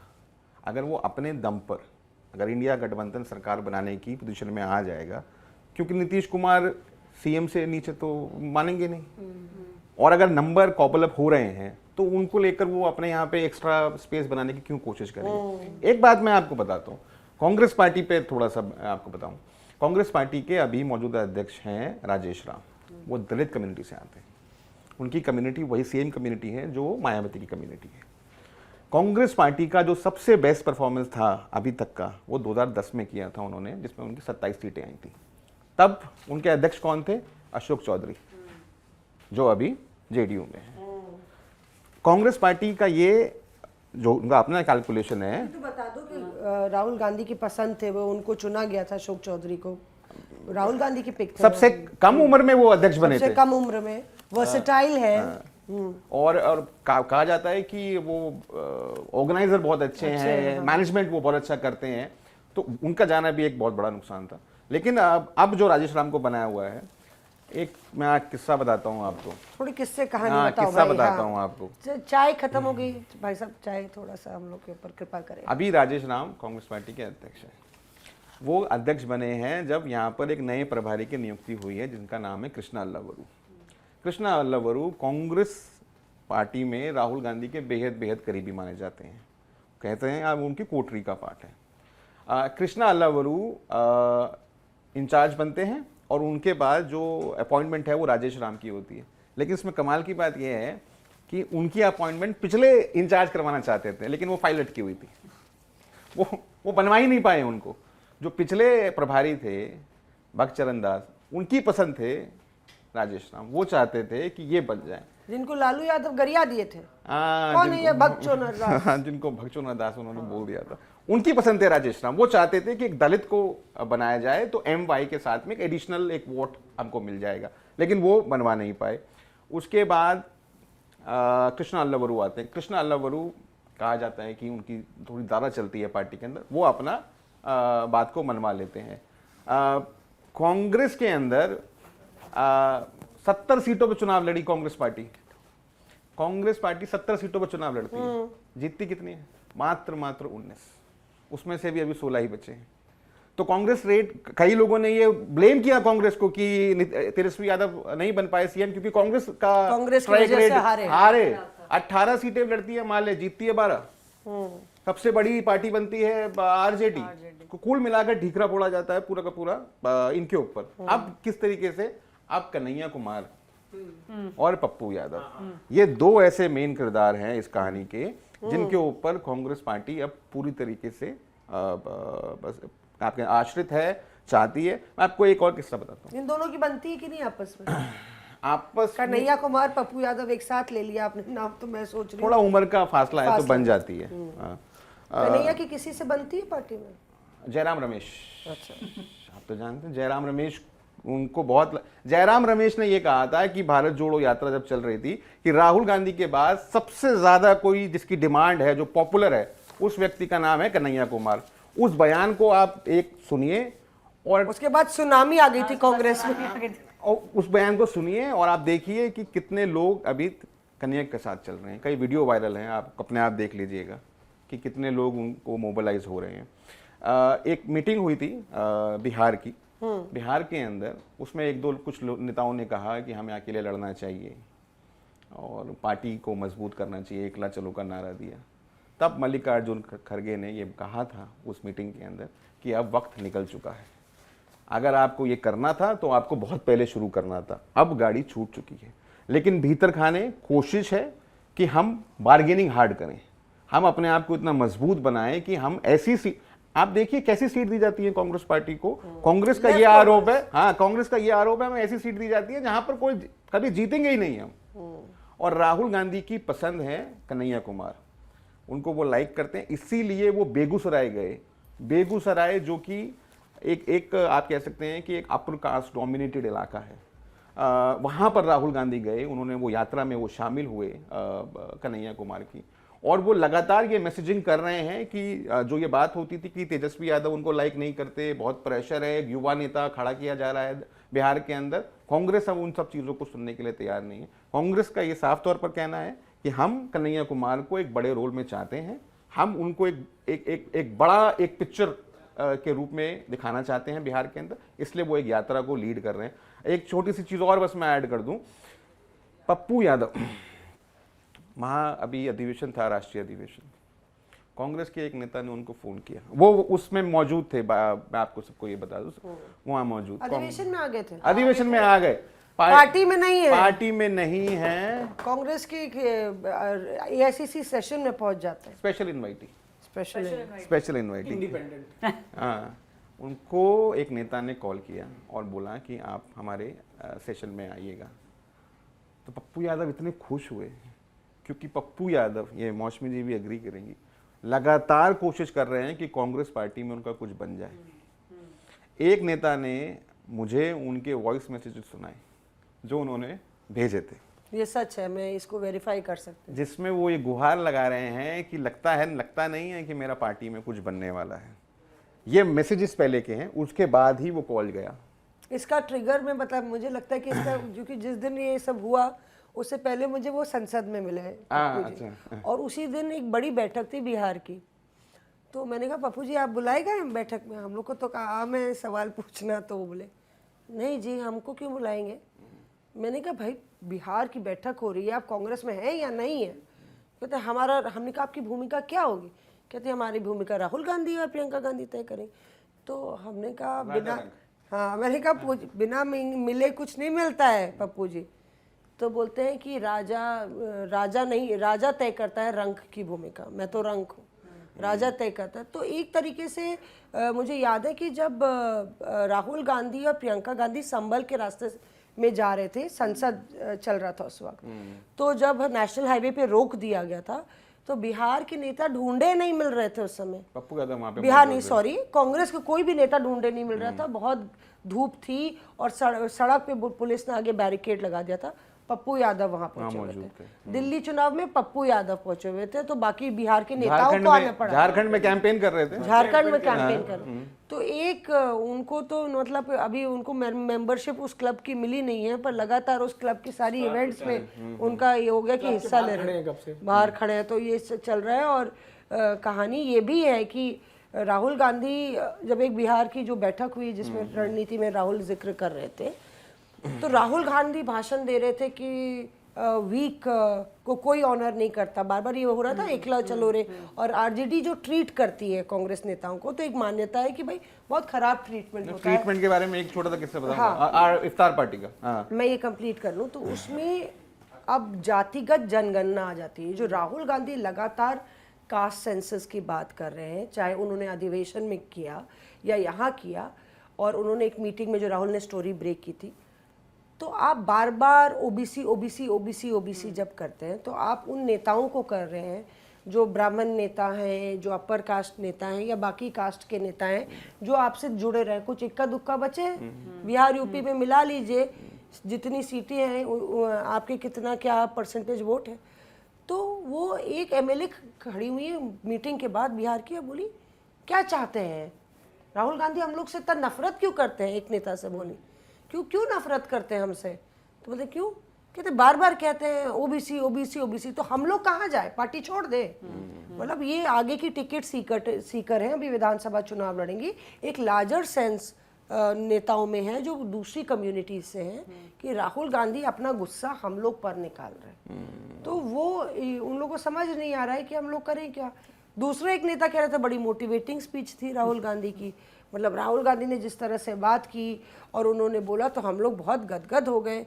अब फैक्ट ये है, सवाल ये है कि यादव क्या कांग्रेस के लिए वोट करेंगे, और जो बता रहे हैं कन्हैया कुमार ने यात्रा निकाली, कन्हैया कुमार भूमियार है और ना तो आरजेडी ना कांग्रेस को भूमियार का वोट जाता है, क्या कन्हैया कुमार कभी चुनाव जीत पाएंगे बिहार में, ये भी एक सवाल है, अगर उसको उनको फेस बनाने की भी सोच रही पार्टी। ऐश्वर्या, भारतीय जनता पार्टी तो इस समय चाय पी रही है और इस चीज़ के मजे ले रही है, क्योंकि कन्हैया कुमार जो बीजेपी के अंदर जो बात है वो ये है कि उनको एक तो ग्राउंड सपोर्ट नहीं मिल रहा है, क्योंकि बिहार के कांग्रेस के नेताओं को लग रहा है, जो वहाँ के अध्यक्ष है उनको भी ये लग रहा है कि पैरा ड्रॉप किया जा रहा है और फूके हुए कारतूस को कितनी बार आप चलाएंगे। लेकिन वही जैसे इन्होंने बोला कि कुछ लोग ब्लू आइड बॉयज बन जाते हैं और वो हो जाता है, तो फ्लेवर ऑफ द मंथ में है कन्हैया।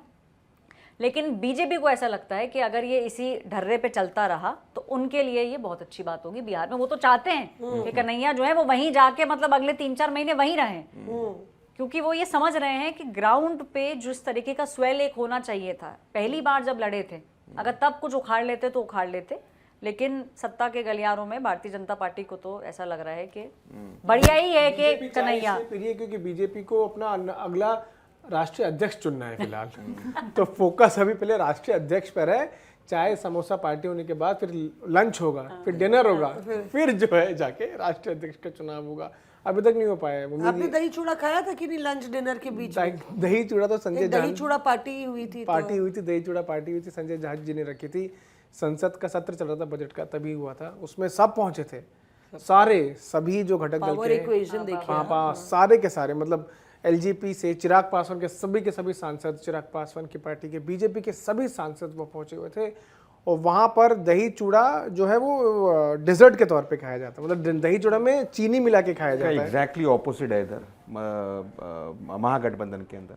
अभी तक कृष्णा अल्लावरू, तेजस्वी यादव, लालू प्रसाद यादव से नहीं मिले। इफ्तार पार्टी का जिक्र कर रहे थे, कौन जिक्र कर रहा था? मैंने खुद वो मैसेजेस देखे। इफ्तार पार्टी रखी गई लालू प्रसाद यादव की तरफ से, अब्दुल बारी सिद्दीकी हैं उनकी पार्टी के बड़े नेता, उनके घर पर, वहाँ पर तमाम लोग पहुँचे। कांग्रेस के वहाँ पे कोई आला नेता वहाँ पर नहीं पहुँचे, एकमात्र विधायिका हैं, मुझे नाम ध्यान नहीं आ रहा, वो वहाँ पर पहुँची थी। इसके अलावा ना वहाँ पर अध्यक्ष पहुँचे, ना वहाँ पे कोई पूर्व अध्यक्ष पहुँचा, ना वहाँ पे इंचार्ज, कोई वहाँ पर मौजूद नहीं था। ये दिखाता है कि अभी वो कनेक्शन मिसिंग है। और जहाँ तक एक और नेता ने मुझे ये बताया, अभी मैं आ रहा था तब उनसे बात करते हुए, उन्होंने कहा कि आरजेडी की तरफ से ये कन्वे कर दिया गया है कांग्रेस को कि कृष्णा अल्लावरू, संजय झा और मनोज झा, इनसे आप कोऑर्डिनेट करिए। संजय झा से? अब जो जेडीयू के जो सबसे बड़े नेता हैं, हाँ संजय झा ही, हाँ अध्यक्ष राष्ट्रीय, नहीं आज जो राहुल को चाय पिलाओ भाई। मैं दो लोगों का राहुल लगातार बहुत दिमाग लगा रहा है, थोड़ा चाय। मनोज झा और एक संजय यादव, सॉरी, संजय यादव और मनोज झा से आप बात करिए। हमें जो बात करनी है हम राहुल गांधी, मल्लिकार्जुन खड़गे से कर लेंगे। संजय झा से अगर बात हो रही हो तो फिर नीतीश कुमार नहीं खबर हो जाएगी। देखिए ये राहुल की गलती नहीं है, राहुल का खेल है, संजय का खेल है। उसमें एक बहुत, संजय झा साहब की बात और संजय यादव साहब की बात में मैं एक किस्सा सुनाती हूँ आपको, छोटा सा। फ्लाइट उड़ान भरी, हम लोग फ्लाइट में, कोई इवेंट था, ये इंडिया ब्लॉक की बैठक होगी, हम लोग वापस आ रहे थे, हमारे वरिष्ठ सहयोगी अशोक सिंघल साहब और शायद चित्रा और बहुत सारे पत्रकार उस फ्लाइट में थे। तो हम लोग ने सामने देखा तो तेजस्वी यादव सब बैठे हुए हैं और संजय यादव बैठे उनके बगल में, ठीक है। तो फिर और तेजस्वी का डिमीना जो है बहुत ही अच्छा है, मतलब जब बात करते हैं तेजस्वी, उनका जो लहजा है वार्म है, अगर आपको दिखेंगे एक्नॉलेज करेंगे, आई कांटेक्ट होगा, वो बात है तेजस्वी में। एक यूथ आइकॉन के तौर पे वो अपनी स्टेट में उन्होंने अपना पैर जमाया है। तो वो बोले हाय कैसी हैं आप, ये वो थोड़ी सी मेरी रिपोर्ट की तारीफ़ की, तो मुझे उनकी वो एक सादगी थी कि चलो उनको रिकॉल वैल्यू है, वरना कौन मौसमी सिंह, कौन बोबे बोल रहा हूँ, तो मतलब इस तरह से। तो फिर उन्होंने, उनके बगल में ही हम बैठ गए। तो संजय जी भी बैठे हुए थे बीच में और तेजस्वी जी भी बैठे हुए थे, संजय बैठे हुए थे। तो बात करते करते संजय जी ने कॉफ़ी गिरा दी तेजस्वी जी के कुर्ते पे। हॉट कॉफ़ी है, हॉट कॉफ़ी गिरा दी और हमारी चाय ठंडी हो गई, पर वो कॉफ़ी बहुत गर्म थी। और तेजस्वी ने बिल्कुल रिएक्ट, मतलब ने कोई भी होगा थोड़ा सा गुस्सा आ जाएगा या कुछ, तो ऐसे ऐसे पूछने लगे तेजस्वी। और फिर उन्होंने टिश्यू मंगाया, और मतलब मैं आपको बता रही हूँ कि इन लोग का दोनों का आपस में इक्वेशन क्या है। मतलब वो उनके ट्रस्टेड लेफ्टिनेंट होंगे, उन्होंने और गुस्सा भी नहीं किए। वो मुझे ख़राब लग रहा था, हम लोग ने एयर होस्टेस से टिश्यू मंगाई, उनको रजिस्टर ही नहीं हुआ कि डिप्टी सीएम बैठे, उस समय तो डिप्टी सीएम थे, तो एयर होस्टेस को बाद में रजिस्टर हुआ, तो खूब सारे टिश्यू ले आई। तो मतलब और संजय जी दे जा रहे थे टिश्यू और तेजस्वी जी पूछे जा रहे थे, हम लोग बातचीत किए जा रहे थे, थोड़ा पानी वानी। तो उनने इंश्योर किया संजय जी ने कि थोड़ा उनके दाग ना रहे कुर्ते पे, वो बात। और तेजस्वी ने ये ट्रस्ट किया कि भाई संजय ने खेल बिगाड़ा है तो वही बनाई। उसके बाद संजय जी की एंट्री हो गई लोकसभा में, राज्यसभा में।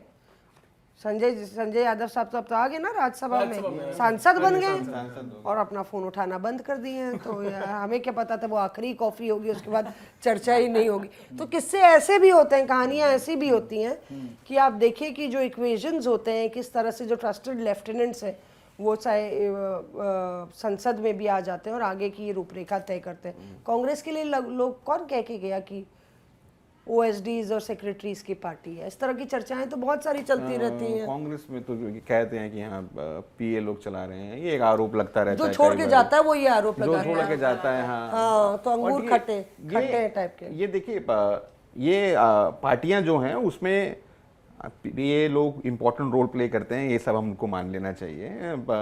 और बहुत ज़्यादा चीज़ों को कंट्रोल करना, अपॉइंटमेंट्स देना, वो बड़ा इंपॉर्टेंट रोल प्ले करते हैं। लेकिन कई नेता भी निपटे हैं पीए लोगों के चक्करों में, इसमें भी कोई दो राय नहीं है। अच्छा। एक्सेस नहीं देंगे आप और आप सब काम करिएगा, तो उसमें बहुत लोग निपटे हैं।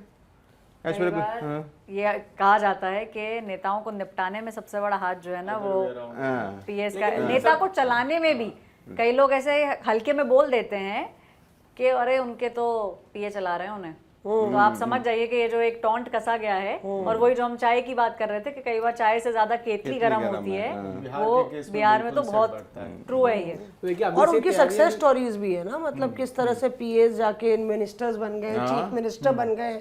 सर्बानंद सोनोवाल साहब की कहानी हम सुनते हैं कि किस तरह से उनका काफी राइज एसपी हुआ। बघेल, अगर मुझे गलत नहीं हूं तो पीएसओ थे। अरे मार बिप्लब देव की बात है ना, बिप्लब देव, सॉरी कंफ्यूजन हो गया था। बिप्लब देव की नायाब सैनिक, उनकी क्या कहानी थी? बिप्लब देव साहब की गणेश सिंह के पीए थे, मध्य प्रदेश से सांसद आते हैं गणेश सिंह, और गणेश सिंह का सारा कामकाज संभालते थे। और उसी दौरान उनकी नजदीकी जो है बीजेपी के टॉप लीडरशिप के साथ हुई। लेकिन एक चीज और आपको समझने की जरूरत है कि जो पीए बनते हैं, पीएसओ बनते हैं, वो ज्यादातर संघ के लोग होते हैं। संघ का उनका बैकग्राउंड होता है, क्योंकि उनको मालूम है डिसिप्लिन, को मालूम है काम कैसे करना है, मंत्री के साथ कैसे रहना है, सांसद के साथ कैसे रहना है। तो इसीलिए उनको मालूम होता है कि कैसे सब कुछ करना है। तो बिप्लब देव का बैकग्राउंड संघ का रहा है, तो इसीलिए पार्टी के नजदीकी थे, त्रिपुरा से आते हैं, तो उनको मुख्यमंत्री बना दिया गया। एक बार मुझे किस्सा याद बड़ा भी है, काफी डील डॉल था, स्मार्ट है वो। तो पांडेन का नाम याद आ रहा है, वो निपटाने वालों में। उनके एकदम मैं आपको बताऊंगा किस्सा। बिप्लब देव जब मुख्यमंत्री बन गए तो संसद आए, गणेश सिंह बाहर निकल रहे थे संसद के द्वार से, और बिप्लब देव एज मुख्यमंत्री एंटर कर रहे थे। और उनकी मीटिंग हुई और हालचाल हुआ, और वहां पर जो है सभी पत्रकारों ने जब उनको देखा तो बाद में गणेश सिंह से बात की कि यार बताइए, आपके पीए जो मुख्यमंत्री बन गए और आप अभी सांसद ही। एक पीए गाथा हो सकती है अलग से। तो चलिए हम लोग कहते हैं ये अगले एपिसोड के लिए या आगे वाले एपिसोड्स के लिए रखेंगे। और आप लोग भी बताइएगा कि आगे हम लोग कौन से मुद्दों पर चर्चा करें, मैसेजेस पर इस पे टेक्स लेना चाहेंगे हम, क्योंकि हम क्लोजिंग करेंगे। तो फाइनल टेक आपका क्या है राहुल, बिहार की पूरे सियासी घमासान में आपको लगता है क्या होने वाला है? आई थिंक कांग्रेस बेटर करेगी। पिछली बारी जो सारा दारोमदार कांग्रेस के ऊपर डाल दिया गया था कि उनकी वजह सरकार नहीं बनी, इस बारी कांग्रेस दलित के ऊपर एक दाव लगा रही है। राहुल गांधी लगातार सामाजिक न्याय की बात कर रहे हैं। कांग्रेस ये कन्विंस्ड है इस बार हम थोड़ा बेहतर करेंगे। लेकिन कम से कम जो पेपर पे, मैं दोबारा अपनी बात करूंगा, पेपर पे तो जो कास्ट इक्वेशंस है वो एनडीए के फेवर में है, लेकिन राजनीति गणित नहीं है, राजनीति केमिस्ट्री है। अगर ऐसे नहीं होता तो सपा और बसपा को 10 सीटें नहीं आती उत्तर प्रदेश के अंदर। और जबकि अब 43 सीट्स है कांग्रेस और सपा के पास। तो राजनीति जो है वो केमिस्ट्री है, क्या केमिस्ट्री जमीन पर देखने को मिलेगी ये सबसे ज्यादा इंपॉर्टेंट होगा। मैं थोड़ा सा ज़्यादा समय लूँगा। इस केमिस्ट्री में जो कैटलिस्ट बनेगा या कोई और अब्रेशन आएगा उसकी बहुत बड़ी संभावना इस वक्त दिख रही है, क्योंकि कांग्रेस पार्टी एक की ख्वाहिश होगी। आरजेडी अपनी जगह पे इंटैक्ट है। बिहार में क्या आमतौर पे कांग्रेस पे आरोप लगता है बिग ब्रदर एटीट्यूड का इंडिया अलायंस के अंदर। बिहार में कल मेरी अलग अलग पिछले कुछ दिनों में खासतौर पे नेताओं से अलग अलग पार्टियों में, इंडिया गठबंधन के पार्टियों में बात हुई, तो वो लोग ये एक समस्या अंडरलाइन जरूर कर रहे थे कि बिहार में 2 बिग ब्रदर्स हैं इंडिया अलायंस के अंदर। एक जो सच का बिग ब्रदर है आरजेडी बिहार में, और एक जो नेशनल बिग ब्रदर है लेकिन वहां पे बिग ब्रदर की भूमिका में आना चाहता है। तो वो खटपट चल रही है। लेकिन अब कुछ दिनों में रियलिटी चेक कांग्रेस को वहां पे अलग अलग पार्टनर्स से मिलने वाला है। सबसे ज्यादा जो प्रॉब्लम इसमें क्रिएट होगी वो माले की तरफ से होगी। माले और डेटा बेस्ड माले की तरफ से तर्क दिया जाएगा कि आपने 19 सीटें दी, 12 का कन्वर्जन आया, 3 सीटें दी लोकसभा में, 2 सीटें कन्वर्ट करके लेके आए। आरजेडी और कांग्रेस दोनों से बेटर परफॉर्म करके आए जो कन्वर्जन रहा है माले का फैक्टर तो मिस ही कर दिया था है ना। 3 में से 2 सीटें जीते हैं और माले का ये पीक है। 20 हम पीक मान रहे थे, लेकिन 24 में जो रिजल्ट आया है उसकी वजह से माले अपनी पीक पे पहुंच गया है। और माले जो 2 सवाल हैं इस वक्त महागठबंधन के सामने, इंडिया अलायंस के सामने बिहार में, कि पिछली बार की तस्वीर और इस बार की तस्वीर में 6% का बहुत बड़ा घालमेल है। एलजेपी को मरे से मरे हालत में 5 से 6% वोट मिलना है। पिछली बार की बीजेपी एनडीए में 6% गायब था। जी जी जी। इस बार वो 6% बीजेपी एनडीए के साथ आएगा। तो वो 6% आप कहां से मैनेज करेंगे, ये सवाल है तेजस्वी यादव के लिए, और इसका जवाब उनके पास नहीं है। उनके खुद के बड़े बड़े सांसद यहाँ जो बैठते हैं दिल्ली में, वो कह रहे हैं कि भाई हमको नहीं पता, मुकेश सहनी पे हम रिलाई नहीं कर सकते हैं इसके लिए। माले 40 सीटों पर तैयारी कर रही है इस वक्त, और 40 से आप कितना दबाएंगे, 30 तक लेके आएंगे तो किसके खाते से जाएगा? कांग्रेस के खाते ज्यादा से करो तो कहीं ना कहीं आके अटको, कांग्रेस के खाते से कटेगा। तो क्या, और सब ये माहौल बनाने की कोशिश कर रहे हैं कि कांग्रेस को 50 सीटों पे कंटेन कर दिया जाए। और मुझे लगता है कांग्रेस को दिक्कत भी नहीं होगी 50 सीटें और कह भी रहे हैं कि आप सीट्स मांग रही है, नंबर कम करने की दिक्कत नहीं है उसको। चलिए जल्दी मैं तो ये थोड़ा कहूंगा सा कि समय ओवर टाइम मुश्किल से 3 से 4 महीने बचे हैं और अभी से तैयारियां दोनों तरफ से शुरू हो गई हैं। और बीजेपी के लिए भी पॉलिटिकली आगे आने वाले समय के लिए अगले लोकसभा चुनाव भी, क्योंकि बीजेपी एक ऐसी पार्टी है जो 24/7 इलेक्शन मोड में रहती है, तो अभी से तैयारी अगले 2029 लोकसभा चुनाव की शुरू हो चुकी है। तो उसके लिए बिहार विधानसभा चुनाव बहुत जरूरी होंगे। हम लोग का हाल वही हो गया है ऐश्वर्या, जो संसद में ओवर टाइम नेताओं का हुआ, हमारी सारा क्रू जो है ना वहाँ पे बोल रहा है वाइंड करने के लिए, अगली बार हम 3 घंटे का रखेंगे। तो आपका टेक क्या है ऐश्वर्या? मेरा टेक ये है कि गृह मंत्री अमित शाह पूरी तरीके से इस चुनाव पे पैनी नज़र बनाए हुए हैं। जैसे हमने पिछले चुनाव में देखा कि खुद उतना ज़्यादा ना एकदम पूरी तरह से उतर के पूरी मॉनिटरिंग जो है वो इन्होंने करी थी, ये चालू हो चुका है अभी से। भारतीय जनता पार्टी का एम बहुत क्लियर है, रिकॉर्ड ब्रेकिंग सीट्स इस बार वो लाना चाहते हैं। तो आपको जिस तरीके का टिकट डिस्ट्रीब्यूशन भी दिखेगा, और वो भी जल्दी होगा इस बार कैंडिडेट की घोषणा आपको भारतीय जनता पार्टी जेडीयू की तरफ से जल्दी मिलेगी, ताकि लोगों के पास समय ज़्यादा हो तैयारी करने का। जी, और चर्चाएं इस तरह से हम लोग की भी चलती रहेंगी। अगली चाय हम लोग अड्डे पे पियेंगे, हम लोग का एक अड्डा है जहाँ पे हम लोग चाय पे चर्चा करेंगे, चाय या कॉफ़ी पे चर्चा करेंगे। कहते ना एक वो कहावत है बिहार में कि खेत खाए गधा मारल जाए जोला, यानी कि किसी की गलती की सज़ा किसी और को मिलती है। इस तरह के आरोप हमने पिछली बार काफ़ी सुने थे और काफ़ी खिटपिट हुई थी, क्योंकि बिहार एक नाक और साग की लड़ाई भी है। तो देखना दिलचस्प होगा आगे, अभी कहानी और ट्विस्ट और टर्न्स होंगे। लेकिन अभी इस एपिसोड को हम लोग अलविदा कहने का वक्त आ गया है। हमारे सारे सहयोगी हमारे साथ जुड़े और आपको खूब किस्से और कहानियाँ सुनाई हमने। अभी हम अपने फ़ोन ऑन करेंगे तो पता चलेगा क्या क्या खबरें हमने मिस कर दी हैं, क्योंकि ये सारे ब्रेकिंग न्यूज़ रिपोर्टर्स हैं। और ऑन एयर माफ़ कीजिएगा अगर हम लोग ज़्यादा बोले, क्योंकि ऑन एयर बोलने का हमें ज़्यादा टाइम नहीं मिलता है, हमारी बात कट जाती है। तो इसलिए हम लोग कोशिश करते हैं यहाँ पे विस्तार से आपको वो कहानियाँ सुनाएं जो कभी आपने नहीं सुनी है। सारी बातें ऑफ एयर, रहस्यमयी, सीक्रेट पर जेन्युइन बातें। और इसी के साथ इस शो से हम आपको अलविदा कहते हैं। अगले हफ्ते फिर मिलेंगे। अपने मैसेजेस, कमेंट्स, लाइक्स ज़रूर डालिएगा।